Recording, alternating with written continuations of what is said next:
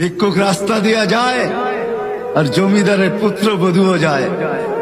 একজন সামনের থেকে আসতেছে, একজন সামনের দিকে যাইতেছে। দুইজনের ক্রসিং এর সময় ভিক্ষুকের গায়ের কাদা জমিদারের পুত্রবধূর গায়ে লেগে গেছে। সে দুনিয়া আন্ধার করে ফেলছে, স্বামীকে ডাইকা নিয়ে আসছে, বলছে ভিক্ষুক আমার কাপড় নষ্ট করে দিছে। সে শুধু ভিক্ষুক ছিল না, বৃদ্ধ ছিল।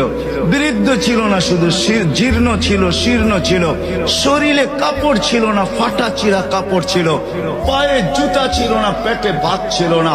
জমিদারের পুত্র সইতে পারে নাই, যৌবনী শক্তি সয় কি কইরা তার স্ত্রীর গায়ে ভিক্ষুকের কাদা, বস সমগ্র শক্তিকে হাতে একত্র করে বৃদ্ধের গালে বসায়। বৃদ্ধ কিচ্ছু বলে নাই, শুধু উপরের দিকে তাকায় দুই তিনটা শব্দ উচ্চারণ করছেন। শব্দগুলা হলো ইয়া মাল্লা তারা হলো ওয়ুন, ও আল্লাহ চোখে দেখা যায় না। ও তারা কুল্লা শাই, তুই সব দেখিস।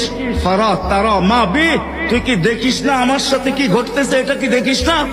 বলতে দেরি যুবক, মরতে দেরি হয় নাই। জমিদার চলে আসছে, প্রতিশোধ নিবে। বৃদ্ধের একদিকে মুস্কি হাসি, একদিকে বলতেছে প্রেমের খেলা এমনই হয়।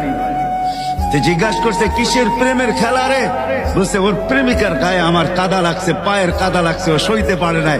যৌবনী শক্তি দিয়ে আমার বৃদ্ধ গালে বসায় দিছে। আমাকেও একজন ভালোবাসে, সেও সইতে পারে না, সেও সইতে পারে না। ও তো থাপ্পড় দিয়া খেলতো, সে জান নিয়ে নিছে, জান।